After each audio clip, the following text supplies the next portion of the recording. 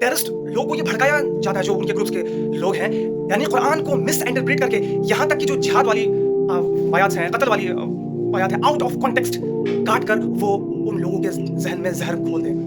Well, अगर वो कुरान को पढ़ा होता, कुरान को ऐसे मानता जो बिलियंस ऑफ मुस्लिम मानते हैं, क्या ये बात नॉन मुस्लिम्स को भी पता है क्या कि अगर अल्लाह सेज़ इन द कुरान, अगर किसी ने एक नफ्स, यहाँ पर अल्लाह इंसान की बात नहीं कर रहे हैं, अल्लाह कह रहे हैं कि किसी ने अगर एक नफ्स का कत्ल किया तो वो सारी इंसानियत का कत्ल किया। नफ्स का मतलब उसमें कोई भी हिंदू, मुस्लिम, सिख, ईसाई कोई भी इंसान हो, नफ्स। अगर किसी ने एक नफ्स का जान बचाया, गोया कि उसने सारी इंसानियत का जान बचाया। Just think about that. और मोहम्मद सल्लल्लाहु अलैहि वसल्लम की हदीस है क्या, कोई नॉन मुस्लिम किसी मुसलमान कंट्री में रह रहा है टैक्स पे करके, तो अगर उस नॉन मुस्लिम को उस मुसलमान कंट्री में कोई कत्ल करता है कोई शख्स, तो वो शख्स कभी भी जन्नत नहीं जाएगा। यहाँ तक कि जन्नत की जो खुशबू है वो लाखों साल, लाखों डिस्टेंस से आएगा। Can you think? क्या टेररिस्ट लोग ये सब पढ़ते नहीं?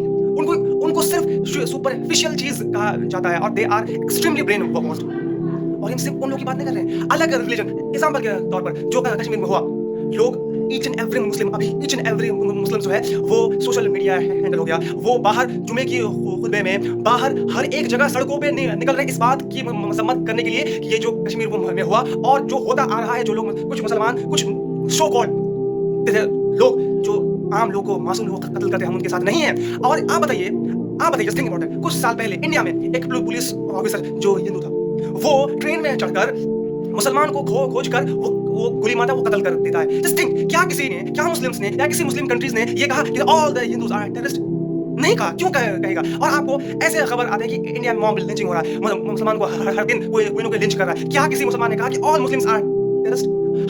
All Hindus are terrorist? क्या किसी मुसलमान ने कहा? जस्ट थिंक, ये माइंडसेट हमें चेंज करना पड़ेगा।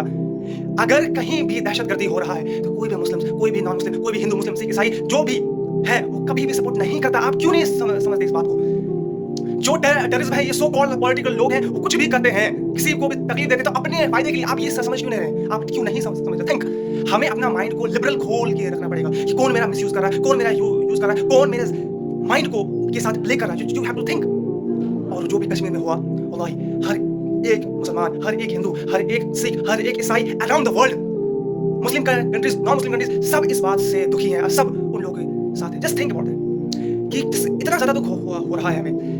सोचते हैं कि यार कुछ जो न्यू कपल्स हैं जो अभी भी शादी हुई और वो गए घूमने और वो बदतरीन लोग उन्हें कत्ल कर देते हैं, कि और ये पूछ कर कि तुम मुस्लिम हो या हिंदू हो। Shame on this kind of people. और पता है, जब ये सब हुआ उसके बाद 2000, वैसे बहुत सारी बात बोलने के लिए, बहुत सारी, तो अब सवाल है कि 2000 लोग थे वहाँ पर, सिक्योरिटी क्यों नहीं था?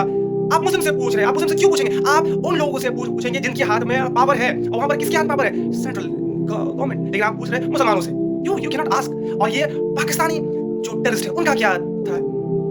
वेल, बहुत कुछ है करने के लिए, लेकिन बस हम ये कह रहे हैं कि हम इस मुश्किल घड़ी में सारे हिंदू, मुस्लिम, सिख, ईसाई सबको आना है, यूनाइट होना है और उन टेररिस्ट के खिलाफ, ये पाकिस्तानी जो टेररिस्ट के खिलाफ हमें खड़ा होना है ये, और हमें बचना नहीं है in the name of religion. जिस तरीके से ब्रिटिश ने हमको रिलीजन के बेसिस पे बांटा और हमें गुलाम बनाया, अब नहीं होने देना है। Think about this.